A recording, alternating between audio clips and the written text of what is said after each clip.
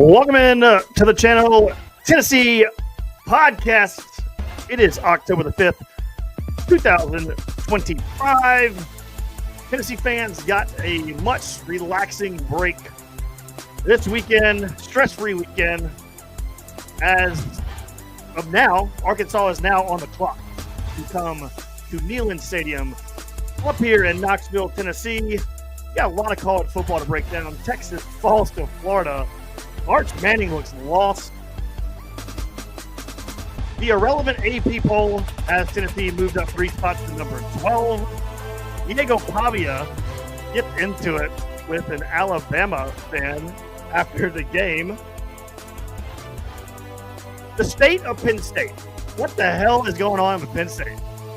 They lose the previous week, and then they come out and just throw a stinker up against UCLA at UCLA. Miami bullied Florida State. Winners and losers of week 6. We'll do that. Before we get started, this podcast is brought to you by Southern Turf. It's turf time in Tennessee. Give my buddy Scott from Southern Turf a call for a free quote on your artificial turf needs, ranging from backyard to football fields to putting greens and more. Scott has the solutions at an affordable price compared to his competitors.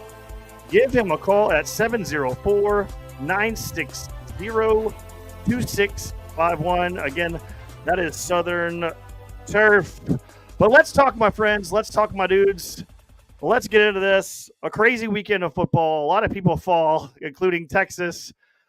Florida State gets bullied. Penn State loses, and UCLA. Where do you want to start? We got Arkansas coming on deck. We'll get to that. We'll preview that. New coach Sam Pittman is no longer there. We all know that. But where do you want to start? What game was intriguing to you the most of this entire weekend? James Franklin sucks at everything. He should just go away. Him and Brian Kelly are just two miserable human beings, and they just need to go open a bed and breakfast up in Vermont. All right, man. I know, like, yes, Billy Napier and all these other coaches, they've had bad weeks and whatnot, but man, James Franklin, you lost to a team that would finish probably last in the Mountain West. Do you understand that? You didn't lose to the worst team in the West Coast. You didn't lose to the worst team in the Big Ten. You lost to the worst team in a lot of conferences. Well, actually, it might be you. I don't know. I don't know how you're doing what you're doing because you added a lot of portal players. You got a top 10 roster. You got a 5-star QB that's had time in the system. You were in the playoff last year. Countless reasons, and you found a way to lose to Nico in the island of misfit toys. I tweeted this out last week, and I tweeted this out not knowing what was going to happen the following week, of course. But I tweeted out a picture of James Franklin, and I said, James Franklin rolls out the same team every year, the same squad every year, basically the same players every year, and he does the same thing every year. He can't beat high-quality opponents. And now, apparently, he can't beat one of the worst quality of opponents in the country in UCLA. If you're a Penn State fan right now, I would have already been tired of James Franklin shenanigans of you can't beat the big boys like Ohio State and the Michigans and the Oregons. Like you always will. You're kind of like Mark Richt. You'll always win like those 9 or 10 games, and then you can't beat anyone big. Like you just can't beat the big old boys. You can't beat them. And if I'm a Penn State fan, I've gotten so tired of that. But this weekend, if I'm a Penn State fan, man, I'm done with him. I am done. And the whole question, well, who are you going to get? Man, that has run its course. And that's just old, man. That would be so old for me if I'm a Penn State fan. I'm just trying to count how many times we compare to Coach to Mark Richt. Rick Barnes is Mark Richt. Kurt Herbstreit's Mark Richt. Kurt Ferentz, not Kurt Herbstreit. Kurt Herbstreit's Mark Richt. Poor old Mark Richt. I hope you're having a good Sunday, Mark. Wherever you are, just know we're all thinking about you for no reason. But yeah, it's honestly completely how. Okay, I'll say this about James Franklin. I don't think he knows what's best for him. I heard this discussion earlier in the week, and it's like, a lot of these teams are going for the 5-star QBs, and I understand why. And Mhm. hell, we got the number one overall quarterback committed right now.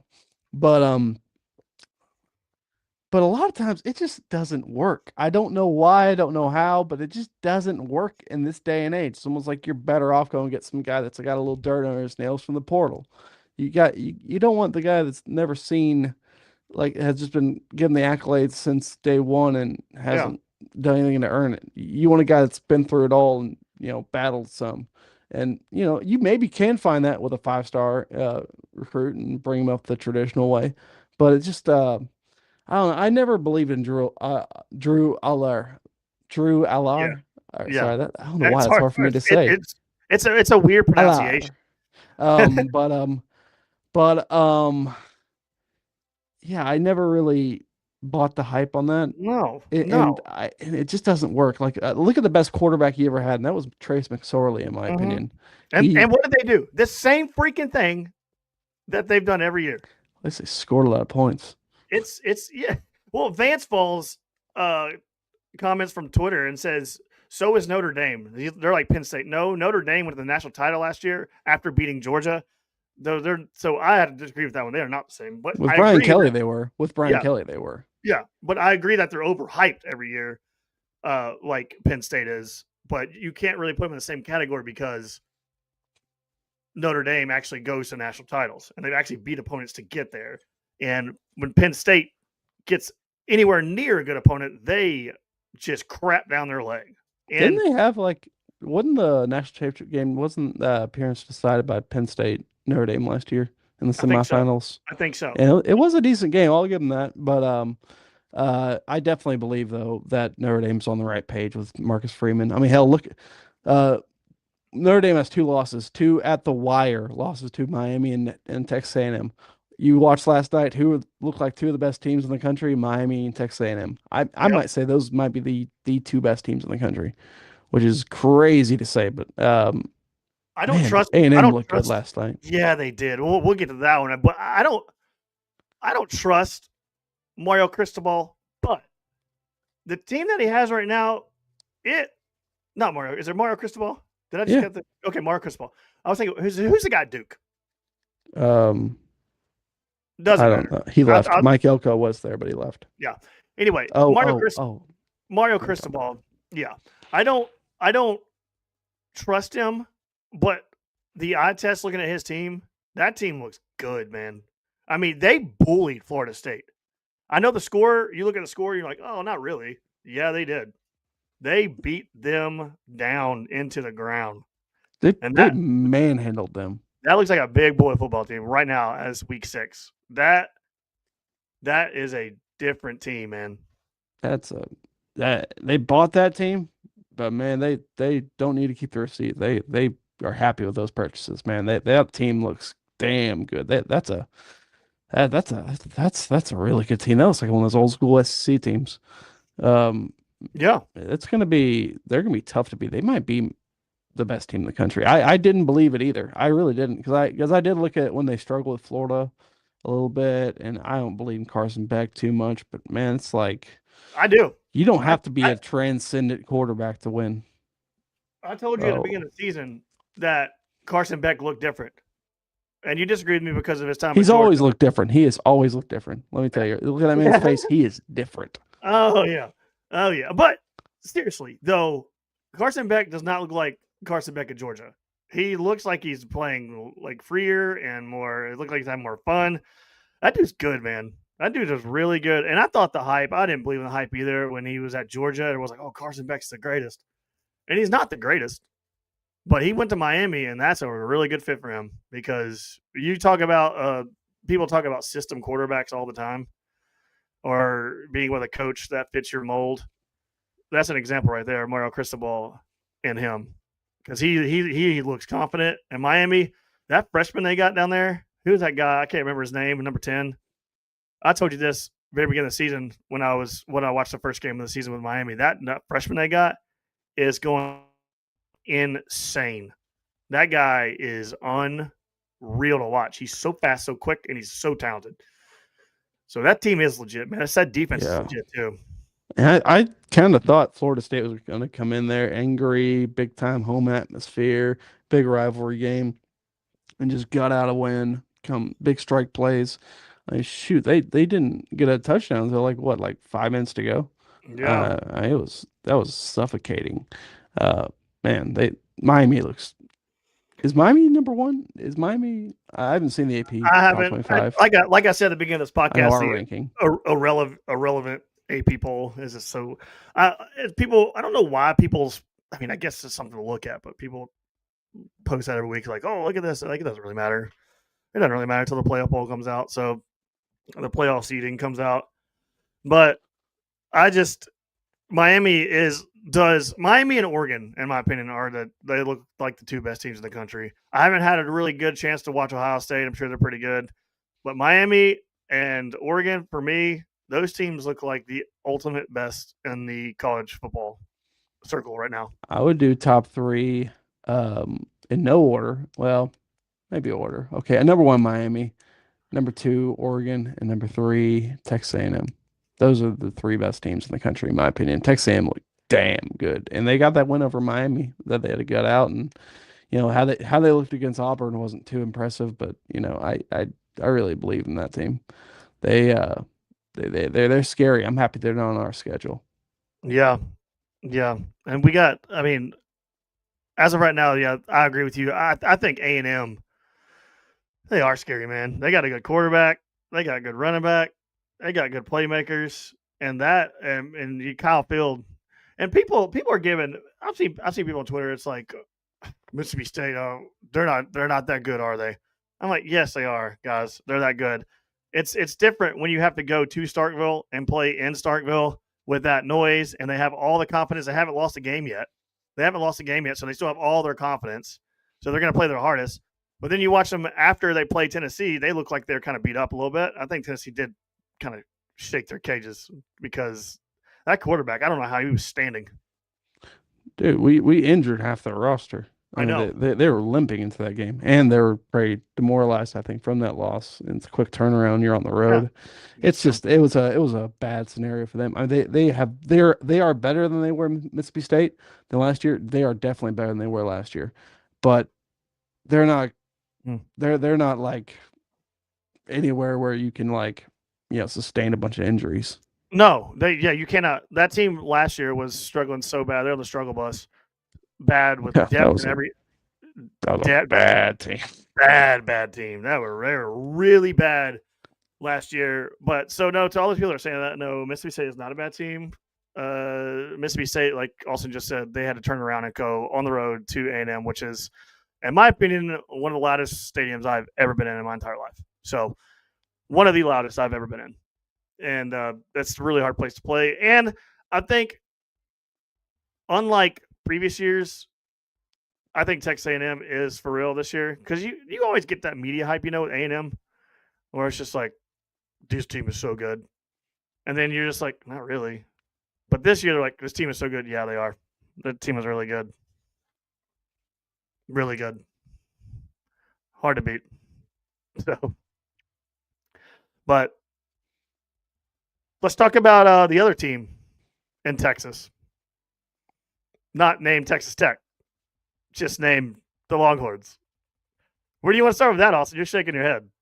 I'm sorry. I'm just witnessing the Tennessee Titans probably about to win their first game. I'm a little distracted at the moment because I bet on the Titans 2 weeks in a row now, and I decided to put my hard-earned currency against them because I don't know, they seem to have no ability to win football games, but here they are driving down the field with 20 seconds to go. That's why you were shaking your head. I was wondering why you're shaking your head. I was like, what did I say?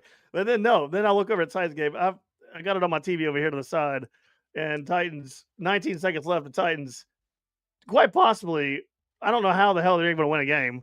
If I'm a Cardinals fan, I want to jump off a bridge if Tennessee ends up winning this game, because Tennessee might be one of the worst football teams I've ever seen in my entire life of living. Hey, man. So bad.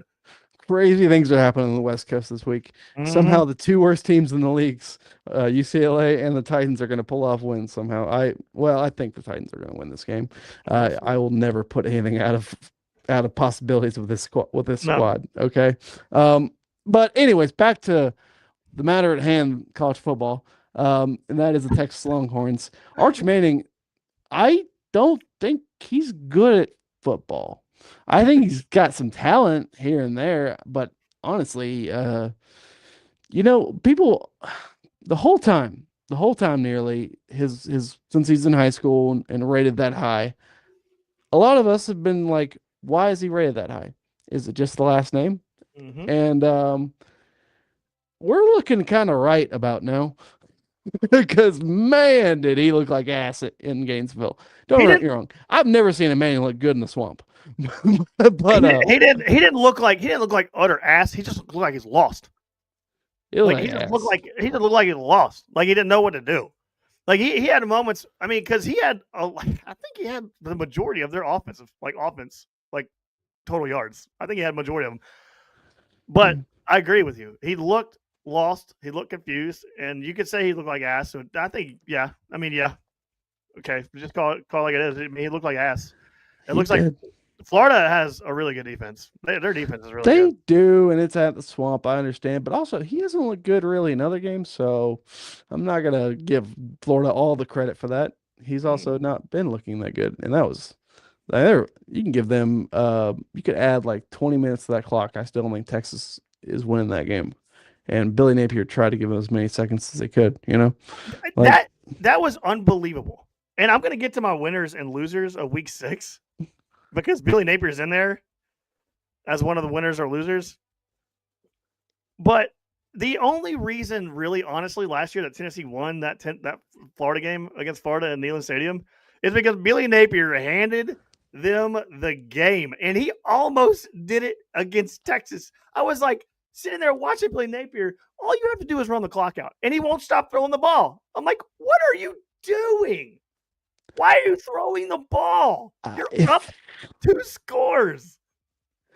he's almost like there is no like headache worse than if Billy Napier was your head coach, okay? I, No, I literally could not imagine. Like it's almost like he's got money on the other side. You got to question that at certain points. Like is this guy just scheming his way to freaking uh gambling totals? Like he's gonna get a buyout too, but man, it's unbelievable. That guy, he might be like if Tennessee ever ended up hiring him, that would just been mm-hmm, our program would just be dead.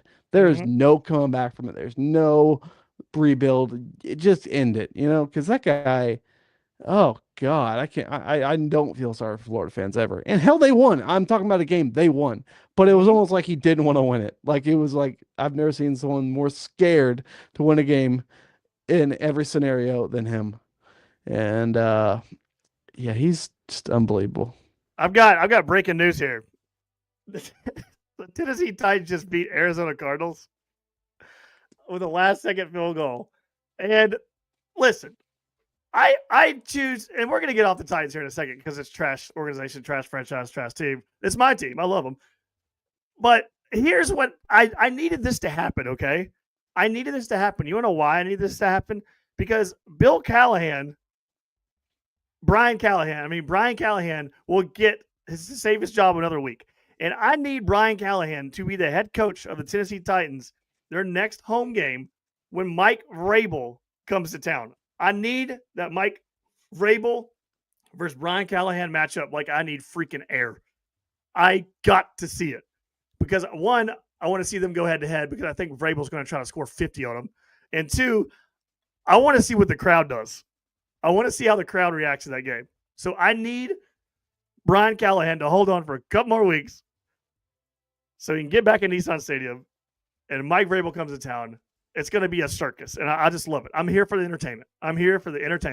And I hope that's what happens. But back to Florida and Texas and Billy Napier. I have never. I was listening to the radio. I came over your crib last night to watch the game, and I was on the way Crib. home. Crib, bro. You got a My crib over crib. there. Oh, Crib, this is crib my full of crib. animals. This is my Crib full of crib. Oh, animals. You got I a call petting it. zoo over there. I do. But but I'm on the way home and I'm listening to the radio, and a Florida fan is on the radio when I get in my car, and the Florida fan is like so frustrated. He's happy that they won, but he's pissed off that they won. Like it's like the most yin and yang thing ever, because Billy Napier is a terrible coach. He is a He's so bad. he's a He's terrible coach. so bad, man. But he does these Ugh. things where you'll win games like this just because off of sheer talent. Because like we said, Billy Napier tried to hand that game, tried to just on a freaking platter to Texas. But Arch Manning just looked completely lost out there. And if I'm a Florida fan, kind of like Penn State fans right now, if I'm a Florida fan, I'm miserable because Billy Napier's not it. But he keeps doing this to you the last couple of years where he wins enough and he does enough against ranked teams and record wise to like they could probably win 8 games. Maybe that's the ceiling right now. But I can also see them winning like 3 or 4. Like they're that bad. You know what? It kind of makes me thankful, in a weird way. Because anytime Tennessee had a bad head coach, they would leave no doubt that they were not the guy. Okay? The key was losing into Kentucky or Vandy. If that bleep happened, that man's C in the door and he's going right through it and getting his buyout money. There was no thinking about it. There was no ifs, ands. And like he wasn't winning any big rivalry games. He was not going anywhere, and there was no doubt on the campus that guy sucked. But Billy, oh baby Billy, just keeps on skating by. I don't know how he does it. He's living on borrowed time. He's skating by. Keeps on skating by. Billy. He has the ultimate oh shucks attitude to everything. And like he's like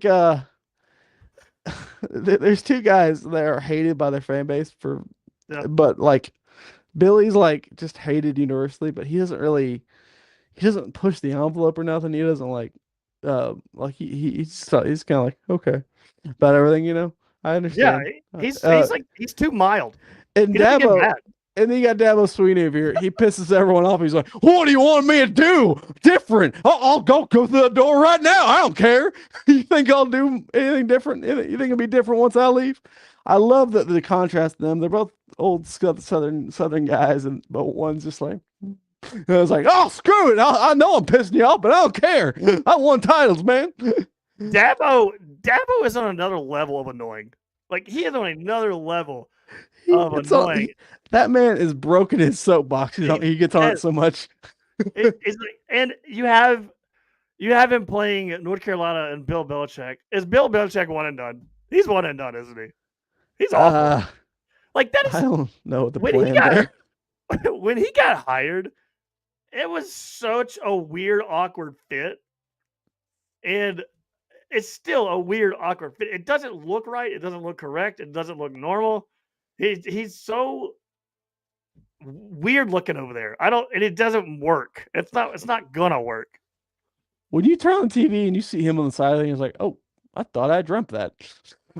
that's reality. Okay, interesting. The little strange world of college football we live in.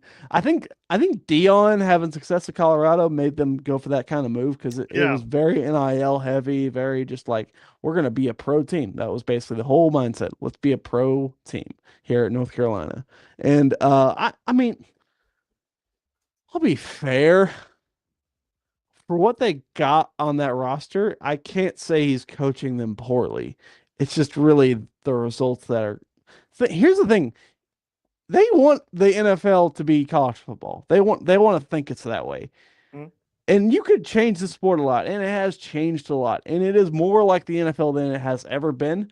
But they still are not even remotely similar to each other in many ways. It takes years of building pretty much to have success in college. And the thing about it is like University of North Carolina, that's not a place that you win big, really. That's a place where 8-4 is a good year. you know? And he came in there Yeah. thinking he could. I mean, I don't know what he was thinking. I mean, I mean, that man not necessarily thinking with his brain at this moment, if you know what I'm saying. Um, Think about it with another head. Yeah. I Right. don't know. He's thinking about something else. Let me just say that. Mm-hmm, I don't know. He's got other things going on up there. Something younger. I don't know. Yes, something. Can't He put was a just. finger on it. He was going through like a 3.5 quarter crisis, life crisis. Twat, You know, people. twat was that? You have those midlife crises, and he's having a 3.5 quarter life crisis. Um, I don't. He's like, I don't know. I mean, he got all the money, he got fame, um, but it's just so crazy because he was like the most well-respected man in the history of football, nearly. Like him and Nick Saban were like up here, and he's Mm. just like, he's kind of drug his name through the mud, and it's not really for stuff he says. It's like just odd actions he's done. Like he's never been in the spotlight more, it feels like. And even though he's like not even in the NFL anymore. Yeah, I've never heard more about him, and It looks it's like he's not for just the reasons. collecting a paycheck at this point because he looks so uninterested. Yeah, He looks so uninterested. it's So like that. uninterested on it. It's like a Awkward looking. pyramid scheme your buddy talked you into Mhm. like at 4 in the morning one time, and some reason you agreed to it. And like, oh, okay, what do I do now? I gotta go here, North Chapel Hill. Okay. But I don't even know why we're on this. But that's just gonna flame out probably. I Oh, think he 100%. should probably. I Hey, think he's trying to get his son the that's spot it. in waiting. Yep. I'm sure his son talked him into this. Yeah. It's just awkward. But enough of North Carolina. But the whole North Carolina and then the whole Dabo thing. Dabo's just a clown, man. His time's coming to an end there too because he doesn't know how to adapt to Degum NIL. So his time's coming to an end because you don't adapt to NIL. Like you still, I'm sitting there watching Clemson this weekend, and I love it. Isn't it nice that you have like an off week and a bye week where you don't have to worry about anything? You can just sit on your butt and watch teams beat up on each other, and you don't have to worry about nothing. Yeah, It's so you could be like me and waste a lot of money betting on him. But yeah, well, but you know what I mean. Yeah, yeah. Well, yeah. You suck at betting, so I do. I'm you are terrible. terrible. You're Or terrible. You had I am the cure to all your problems. Tennessee Titans, the, Brian the week Callahan, I will the save week you. the week that you bet the Titans to lose for like the 90th week in a row, they will end up winning. You can't make it up. And they're down 21-3. I mean, God bless. How? How? They miss an extra point to take cut to one possession. You can't make that up, man. That is special. I have a gift. I have a gift from God or Satan. I don't know. Whatever. You're welcome, Brian Callahan. You get to spend one more day among the living. Yeah. Um, but Okay, so I want to talk about something too. I want to talk about Alabama game. I want to talk about all the uproar about Diego Pavia. I want to get into that game too. Vandy hung in there for a little bit. The more that I watch them, the more I think Tennessee's going to be fine when they play them. I think Tennessee's going to gas them for like 300 yards rushing. It seems like Vandy has a lot of problems on their defensive line. It seems like Alabama's just gashing them, and Alabama's not even that great of a running team. no, we won't run the ball. We're gonna pass it the whole time. I mean, we did kind of do that against Mississippi State. Sorry, I'm just like, oh, I said that one time, and we threw a billion passes, so I don't know with this team. But you have Diego Pavia at the beginning of the game. Like, what kind of corny, weird stuff are you hiking the ball before a game and taking a knee in victory formation before the game even starts? Like, that's just weird behavior. Did you see that video? Before the game even starts, he's under center with just him and his offensive lineman, just him and his center. And he hikes the ball on the sideline, takes a knee, and then throws the ball in the air. Oh, so Like he's practicing victory formation. Yes, he's practicing the victory formation. Oh, you're so clever. Oh, he's a clever boy. Oh my gosh. I'm tired. I don't like this guy. Like he's cringy as hell, man. Just legit I get being like cocky and stuff, and I get you want to like pump up your team, but there's like a point to where you talk too much. Like you talk too much. And then when you go down to Tuscaloosa and you get after halftime, you could tell Vandy just didn't have the gas in the dudes that Alabama had. And Vandy just starts to get wore down and they look tired. They start to get real tired, start to get pushed around. Diego Pavia looks like a chicken with his head cut off out there. And he's talking so much shit the entire week since last year, honestly. And then Diego Pavia and Vanderbilt gets bullied by Alabama. And then after the game, he gets into it. Did you see the video of him getting into it with a fan? Yeah. Okay, so from what I heard, I don't know if this is like the honest truth or completely accurate, but I've seen the picture of him grabbing his ball sack and pointing at that section over there where those people were sitting. Like he was grabbing his nuts and like looking at him and like making fun of them and stuff like that.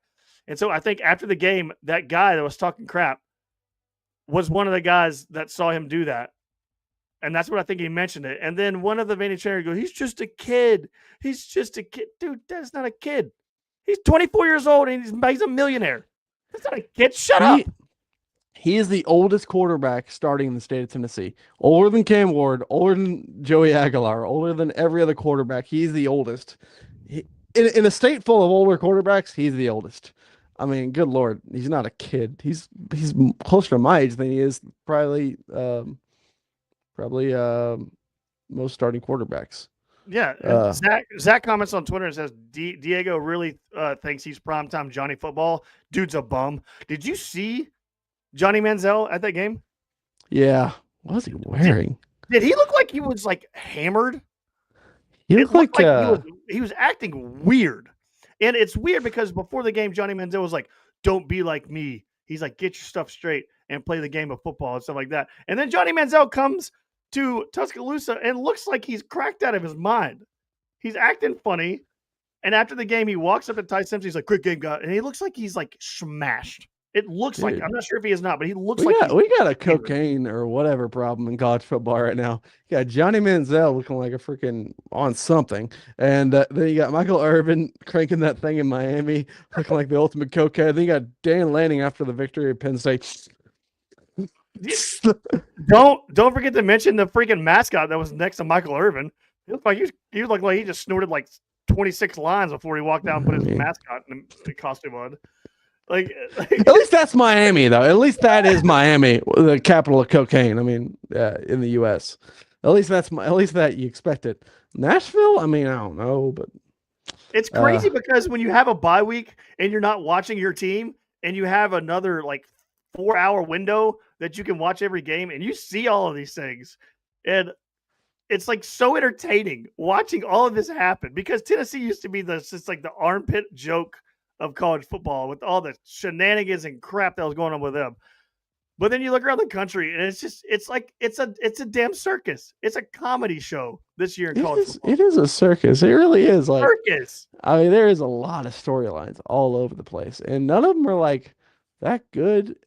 And like, oh, it's a weird sport right now. Deion seems like mild compared to everything now. Yeah, even thinking. I mean, he sucks kind of right now. Yeah, but didn't he come out and say that he was like sick or something after the game? Oh yeah, I mean didn't he have like a part of his foot removed, and he had like walking around with like a sock on. Yeah, I don't know, but a lot of storylines in this sport. Does it seem like there's more than there has been in a long time? Yeah, but they seem kind of weird, these storylines. Well, you know, is it just because that we've been the storyline for so many years? I don't know. It is though, because I think this sport is a lot more open now because of NIL, and just we're seeing more of it, you know. But like even the storylines continue when Tennessee was good with the whole Nico shit debacle. Like Tennessee has just been the debacle circus of college football of America, and now Tennessee's kind of tampered off, and Tennessee's just not really talked about, which I kind of like. Tennessee's not talked about a lot. They're just kind of hiding behind the shed over there and just kind of peeking around the corner. Of We're just reading our Bibles, man. That's all we're doing. Yeah.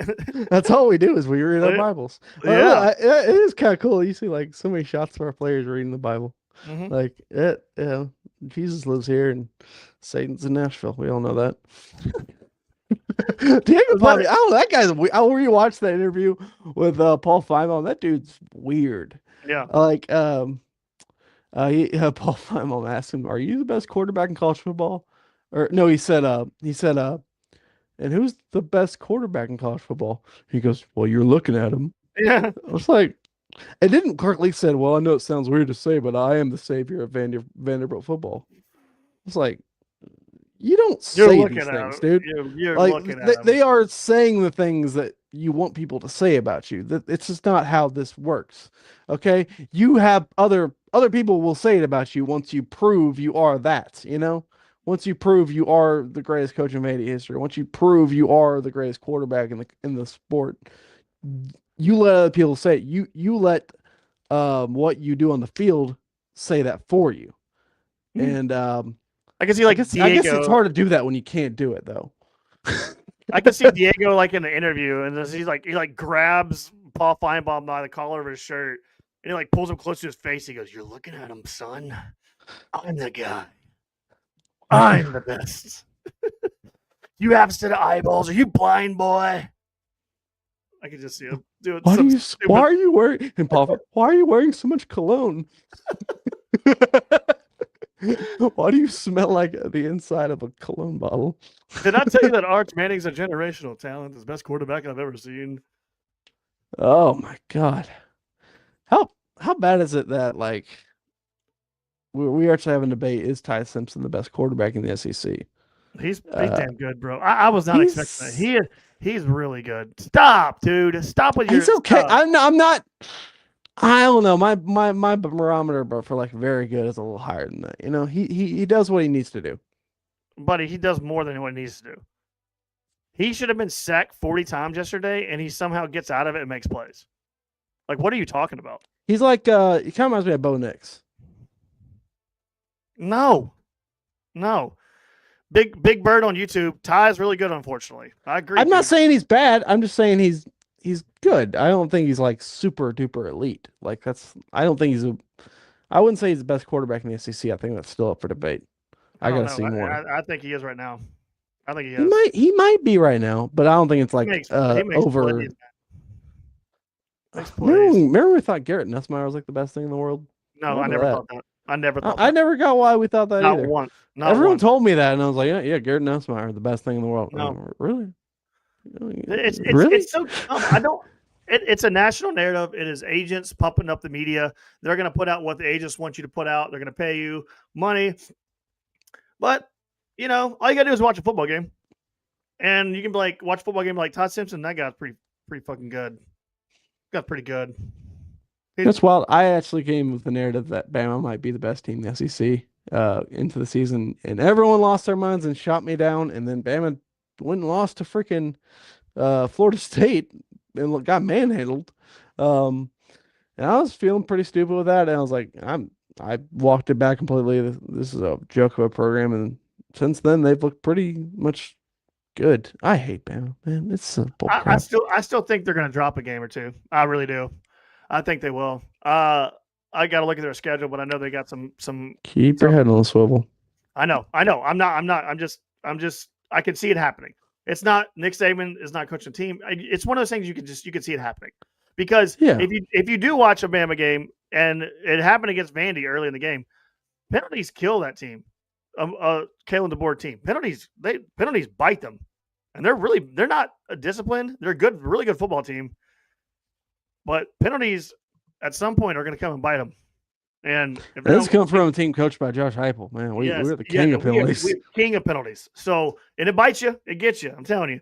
So, it's one of those things. Alabama is at Missouri Saturday. I think Missouri's winning that game. That's Missouri will win that game. I've got the strange feeling that they're going to win it too. My boy Yeah. Eli Drinkwitz, who I say is a great coach. Everyone thinks he's an idiot. I think he's a really good football coach. I think Mm, he's got dude. You're so crazy. He's he a really good is. football coach. He's got Missouri, dude. He's at Well, freaking remember Missouri. they were okay, I think he's a good program leader that or good like top head. I don't think he's good like I don't think his football knowledge is like superb or something.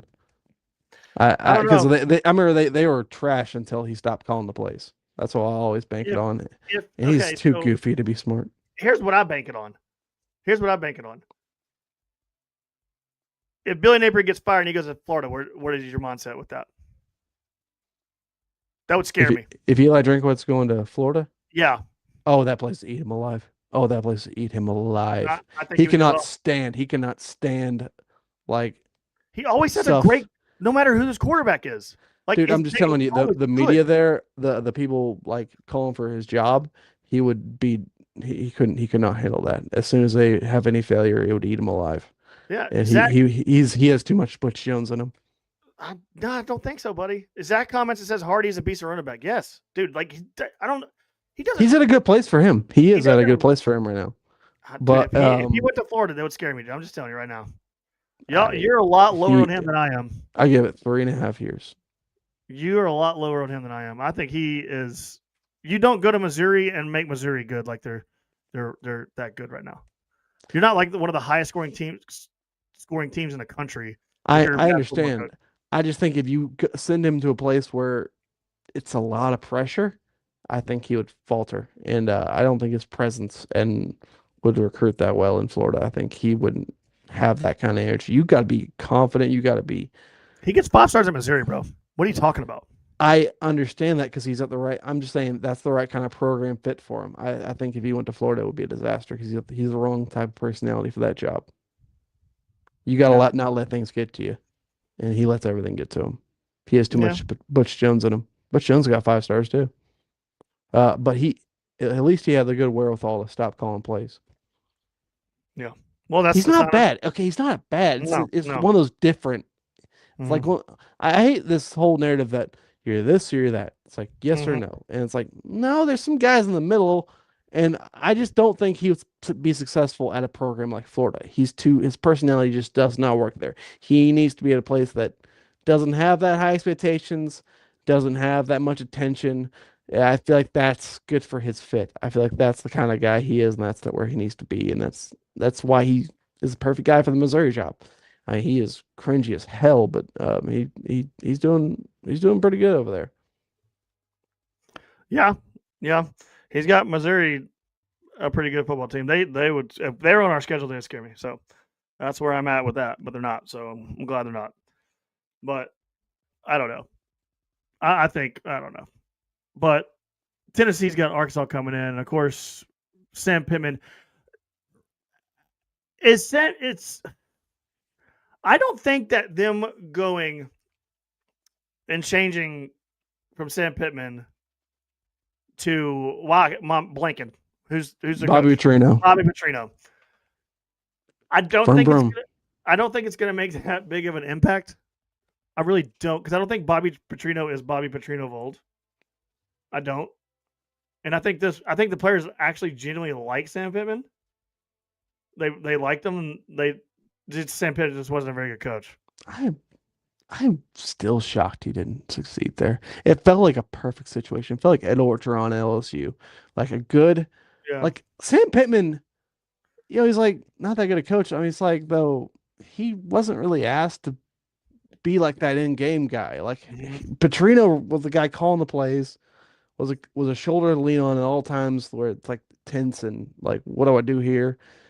Sam Pittman was a good though program head and he a hell of a recruiter. I really felt like kind of like how Fulmer was the top head here, but yeah, Cutcliffe calling the plays. I feel like it was a good situation like that, and it really still shocks me that it never worked out. Like yeah, I kind of thought that would work. I really thought that was a good situation. I don't really understand. I know they said like he didn't have the full like support or whatever, but I was like, man, it's Walmart, Tyson Chicken. You should have all NIL you could dream of. And uh-huh. he's a hell of a recruiter. I mean, hell, he did amazing at Georgia. And he's a best offensive line coach in the world. I'm really shocked that that didn't work. That everything about it is like old school college football and it should work. But it didn't. I think that's more. I honestly think it not working there is just more about Arkansas than anything else. It's just that's a tough place to win, man. You gotta figure something out. So does Bobby Petrino scare you this weekend? It scares me more than if Sam Pittman Mhm. came in there. It does. I'm not gonna lie. Here's why I think that here's why I think it favors Tennessee. No one hated Sam Pittman, Mm, and when you get rid of a coach that people like hate, that players hate, they're gonna play better. AKA UCLA. Now that UCLA, in my opinion, is not gonna last very long because they were just on a high of their coach, the people that didn't like that got out of there. But I think that Arkansas players genuinely like Sam Pittman, and now they got Bobby Petrino, and I don't think it's going to be that much of a change, if that makes sense, because Bobby Petrino is now their head coach, but Sam Pittman was not disliked. And usually I players that when they fire a coach that people dislike, it's like, all right, let's roll, let's rock and roll. But it's I not like get that. I get that narrative, but also I Yeah. think sometimes a coach just getting fired just puts an alert on you, kind of. It just kind of flips a switch in your mind. Okay, this is different now. We can play loose, we can play free. There's nothing to lose. Like the thing that was hanging over our heads. Oh, we don't want to get Sam fired. I love Sam. I don't want him to get fired. That's gone now. That Band-Aid has been ripped off, Mm-hmm. and now you just play free and loose. That's the only thing I could say. That would be maybe a little different. Like there's a lot of pressure to keep him there, and that was not letting them play free. Maybe a little bit. They were thinking too much, like you like to say. Um, Yeah, Landy I Candy. that's my thinking on it. Yeah, yeah. Landy Candy on Twitter. Does Arkansas game give you UCLA Penn State vibes? No. No, we're No. the home Hell, team. we're a home They team. we want revenge from last season. I just think this team goes in every game thinking they can't wait to play football. That's honestly my mindset right now. I don't think this team. This is our second big home game of the year. We only get so many. We only have one or two more home SEC games, I think. But it's a big opportunity. I think we'll come out and just I think it'll be here and there sometimes. I think Taylor Green will have some moments there because Mm-hmm. our Agreed. defense isn't super elite, but we'll get to him enough. We'll keep him in the low 30s, high 20s, and we'll break into the 40s, maybe 50s, and win that game. I'm not worried. It's such a bad defense. It's such a bad defense. I just don't think they can Arkansas, yeah. stop us. Joshy Boy says, does it worry you if the game is a shootout? Would that worry you? I mean, I would not prefer it to be a shootout. I prefer Yeah. to get some stops. That's what I prefer. I I, I think I with having McCoy and Hobbs back, I have a little bit of confidence that we can play a little bit of the defense we played last season. Tennessee does not. Tennessee is not a good to great defense, but Tennessee does something every game that the majority of the time will get them the wins. They get turnovers in key moments when you need to have them. They get the turnover. Like last week, Mississippi State. Mississippi State's driving. You're like, oh crap, this is not good. All of a sudden, quarterback gets destroyed from behind. Josephs picks it up and runs it all the way in for a touchdown. Like that kind of stuff. That they seem to they do that bend don't break thing, but they cause a lot of turnovers. They really do. They cause a lot of confusion from a quarterback as the game progresses. So that's one thing to look at. But like you said, Austin, Arkansas's defense is ass. I think they But we lead the said that last country year. in big play in 20 plus yard plays let up. I think they lead the country or lead the SEC in that. It's and we're second worst in the SEC though. But with Hobbs and with McCoy back, I have a little more faith in our pass defense being a little improved. We'll be at the home team. We'll be getting more of the calls. I mean, there is no way in the world you could excuse a loss here. This is a No. absolute. If you honestly, if you win the game by like 3 or 4, I'd be kind of I'd be kind of disappointed in a Yeah. weird way because I want to see a result that brings me confidence going into Alabama. That's what I want, and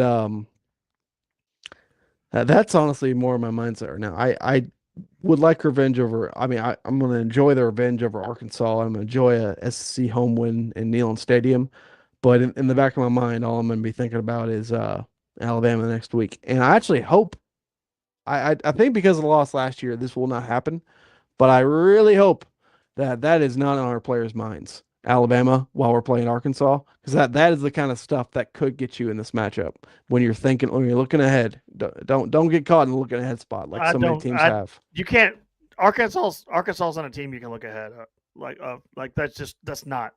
I don't think that's a thing. That's a team that's a respected football program. You can't overlook them. I mean, look. Yeah, they are, dude. Like Arkansas's in your schedule. Look at what they beat our fucking ass last year. What are you talking about? Because we didn't take them seriously. Who are we looking ahead to? Alabama, I think. Right? I don't know. But you can't say that when they just beat we were us coming last off a bye week. I mean, exactly. That's like even this worse. So you can't sit there and say that. Like you just can't. I would call them like they are a respected program. Like what would you call them? You got to respect them. They're like third worst program in the conference. You got to respect them. They can beat you. They are real. They exist. And you're acting like they're Vandy. I know, but I'm not. I at this very moment, I think that's a better football program, Vandy. Well, now I'm talking about like you're acting like they're the Vandies of like the mid 2000s, like that. Yeah, I understand what you're saying. Arkansas can beat you, man. Like they. It was the game before we played Florida. Okay, so maybe we were looking ahead to Florida. I will say that I'm just playing with you, but I get what you're saying. They're a real program. That's a name. That is a name. Yeah. My point is that they're more of like in the category you put, I don't know, South Carolina. They can beat you. They can beat you. You have to take them seriously. But you do worry that our players though might just think they're better than them. I hope not. But I mean, if it's like a Utah State or some school like that, you can literally line up and just beat them with your talent. You ain't got to worry about it. Arkansas, you can't just line up and beat them with your talent. You got to prepare for them. So yeah. No, you just can't. They're not going to overlook this game. I think Joey will play a damn good game. I think he'll have a lot of fun because I think their DBs are not that great and pretty god awful in my opinion. Yeah. And do you think we see multiple touchdowns from Chris Brazzell? I think we get at least one. Yeah, I would put the over under at 2.5. That's where I would set that one because man, we love to hit him. Do you think Brazzell is the best wide receiver in college football right now? I mean, I know our offense typically sets guys up to, set a lot of when you have a capable quarterback, they can put up a lot of gaudy numbers. And I know Jeremiah Smith is still probably if I'm an NFL draft guy, I'm going to take Jeremiah Smith over Chris Brazzell. I'm just being honest. But I think he's playing better. Yeah. I mean, like you said, though, have you watched Ohio State really? No, but I know what Smith is. And all I got to do is go back. And I know it's like Mississippi State and their defense isn't like high caliber. But the catch that he made on 4th down, where it's over the middle, and he kind of like had to reach back and get it. Like that's a catch that most people are not making. No one's making that catch, dude. Dude, that was the fingertips. That was barely touching the fingertips. That was so far behind him. That was so far behind a throw from Joey Aguilar to him. A lot of receivers are not doing that, dude. They're not reaching back like that and getting that. Without a doubt, he's a top 3 receiver in the sport. And that catch when he was falling down, and he caught it like as he was falling down. on his backside, like that was that catch right there was so insane. And like he's playing on. I'll say this. I think that Smith is a better wide receiver, but Chris Brazzell is playing on another level right now in college football. He's on another level right now. Brazzell. Okay, Jalen Hyatt and Chris Brazzell are the two best receivers Heupel's had here. I think that's easy to say. I would take Chris Brazzell over Hyatt though because Hyatt. Well, Hyatt. I think Hyatt reaped a lot of rewards because of he caught those. I mean, every time he was in the wide open, Hooker hit him and he didn't drop it. I can't remember hardly any drops from Jalen Hyatt. And also though, I think a lot of the defenses hadn't fully adjusted to what Josh Heupel was running. I think that was a lot of the reason why we just gash some teams sometimes. But Brazzell, man, they sometimes are prepared for what he's gonna like pass to him, and he still wins those battles. Brazzell can run every route. Jalen Hyatt could not. No. Chris Brazzell can run any route you tell him to run. He can run a post. He can run a comeback. He can run a freaking just deep ball. He can slant pass. The dude can catch and do anything you want him to do. I would say he's more similar to Cedric Tillman than he is Jalen Hyatt. Yeah. He's more of that one-on-one battle. Goes up and gets it. Yep. Yeah. I agree with that. And Joey's really good at getting him in those spots. Especially. And it Joey, sucks that we didn't get that touchdown at Mississippi State, that his numbers would look so much better. That was a deep touchdown. That was, I mean, whatever. And Joey does a really good job of throwing it the correct way for him to go get it. Mm-hmm. You know what I mean? Like it's not too flat. It's not too up in the air. It's the right amount of drop in from that ball to where he has enough time to go up and get it. Like it's not in the air for a long time. It is, but it's not.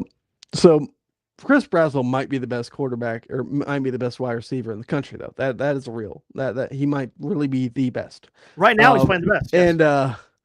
And old Nico's dad, one of the reasons he said he wanted him to leave was he didn't have any weapons. I don't have any weapons. You should have maybe the best receiver in the country and a pretty solid O-line. And there's really nothing you could say he didn't have here.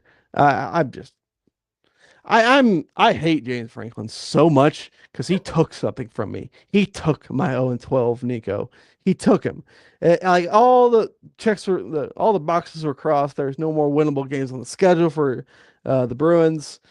But old James Franklin, he didn't have his boys ready to go down there in the Rose Bowl. What was that? How do you lose that game? What was that? It was almost like they dropped it on purpose. Like dropped that. It was. Penn State looked like a freaking D2 school. They looked like they did. Like were they that upset about losing to Oregon? I think they definitely had a checked out problem. Like a lot of their guys were just so down the dumps about that, and that was a quick turnaround. That's a long flight. But either way, I don't care. I mean, UCLA is so bad, and I will say Jerry Neuheisel, he obviously called plays a whole hell of a lot better than whoever was doing it before. I forget the guy's name. Sinceri, Tino Sinceri, was that it? Yeah, Sinceri, yeah. Yeah. But man, okay. One last thing I want to touch on. Did you watch any Georgia Kentucky yesterday? No, I did not.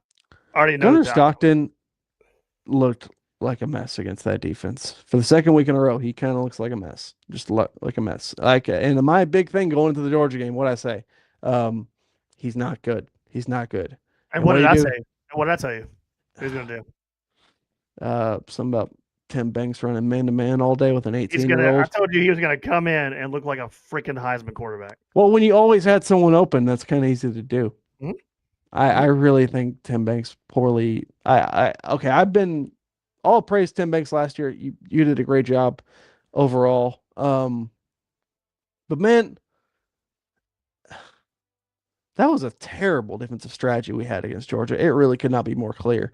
If you play some zone, Gunnar Stockton does not know what to do. Oh my God, yeah. You will put up like he will be in that pocket for about 2 more seconds than he would have been if we versus man to man, and we would have gotten to him a lot more. You probably are at least 10 points better if you go in there and play a better defensive game plan. Don't just Yeah. stick with something that wasn't working. I don't like Max Gilbert gets a lot of hell for that loss. Some of our penalties do as well. Heupel's coaching, blah blah. I think our defensive game plan though might have been the number one issue in our game against Georgia because you Yep. made a pretty average quarterback look like a freaking Heisman Trophy winner. And you say that's because it was Tennessee. No, I'm gonna say it's because we didn't like we played we had a terrible game plan. It wasn't like Georgia played out of their minds. It was us not being prepared. Oh, that's because it is Tennessee, and who's coaching Tennessee? Yeah, but I took that as you saying, oh, they'll see orange and they'll just play amazing. No, No, it's that was me. team in That was orange me having saying. terrible strategy That was on me saying defense. it's Tennessee. I wasn't name dropping someone, but that's what that meant. It's Tennessee. And when we play good teams like that, for some reason, and I get it, the talent's different and all yada yada yada yada. But when we play a team like that, we play completely different than we do against any other team. We play just we barely blitz. We barely send pressure like we usually do. It's different. I don't know why that is, but it's just how it is. I I don't know. Tim Banks has a lot of good qualities, Mm-hmm. and maybe he'll prove me wrong here down the stretch. We are injured at DB, but you have to adjust then. If you know you don't have the same corners you usually do, Yeah. you have to play differently then. You can't just be hard-headed. And I feel like that's what we were against Georgia. Like we Yeah. can play man to man, we can, but not when you got an 18-year-old out there that can just go at every time. And he's not Ty Redmond is not bad, but he is he's not fully developed yet and he's not elite. Mm-hmm. He's a really good player, but man, we didn't have our best guys out there, and you have to hide your weaknesses in a game like that, and all we did was just expose them to the world. Yeah. Um, and that's bad on Tim Yeah. Banks's part, man. That was the biggest game on the schedule, and you get your pants pulled down. That is that's embarrassing. And honestly, but let's be honest though, we got a lot of schedule left. You're gonna if you beat Alabama, you will X out that Georgia loss in my mind, as long as you go and beat Oklahoma as well. Um, and we are definitely in contention for the playoff. Hell, we're in a lot of people's playoff right now. We just got to keep winning, and Yeah. I think we're getting healthier. We're Mm-hmm. getting healthier. We need this bye week. Um, and I think we can go and we can win out. That is still on the table. Nothing Bama has shown me makes them unbeatable. You know how I'm always really critical about teams, and I say that you're wearing orange glasses and that you're insane about how you always think every team's going to win a national title here, basically. No, I've never said one But time. no, But I'm just have laying I out. ever predicted Tennessee to win a national I'm just championship? laying out a map here. Okay, Bullcrap. you predict them to win against teams that they're not going to beat. You always do it. You're always like, oh, I think they're going to. No, they're not. They're not going We to. should have beat Georgia. I don't give a damn what you say. We are better than Georgia. Okay, so but you get what I'm saying. Bullcrap. This year, listen, shut up. No, you shut up. No, you shut up. You You shut shut up. You No, shut up. Shut up. Called me Rosie. No, but glasses. seriously, like this team this year, they look like one of those teams that's going to get better every single game. I could see it happening. They're going to get better because this team's legit. This team is legit. This team is. I tell you this all the time. If it was last year before, if you see Tennessee on your schedule, you're not really scared. If you see Tennessee on your schedule this year, you better be scared Like it's one of those things. Like you see Tennessee on the schedule, you're like, oh shit, like that's a good team. This is a good team, and it could be one of those teams that after facing Mississippi State, they got that damn monkey off their back of just like dropping a game they're not supposed to drop. They found a way to win. They did it. They gutted it out. They played like shit. They played terrible, and they ended up winning. This team's good, man. The eye test for me, this team is good.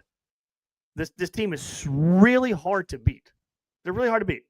Very hard to beat. Nico last year, you could beat him. Joe Milton previous year, you could beat him. This team right here, you better hope you can beat them because they're going to throw haymakers nonstop. So that's why I'm not so negative on this team. The previous years, I can look at it and be like, nah. This year, depending on how the rest of the season goes, barring injuries or anything like that, this team could hang with any fucking team in the country. I'm telling you right now. Any team in the country right now.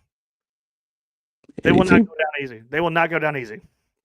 Any team. I agree. I agree. They will give any team they play fits.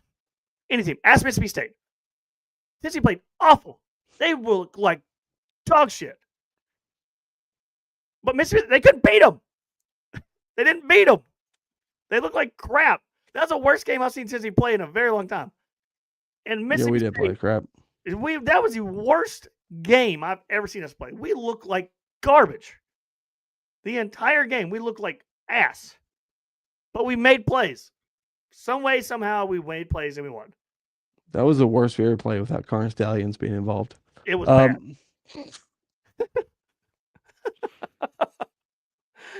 Anyway, all right. Not giving that one up. Got him. All right, anyway. Off a bye week. Arkansas's off a bye week.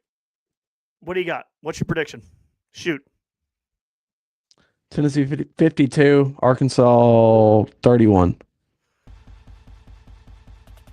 52-31. Okay. I'm going to go Tennessee 43, Arkansas 26.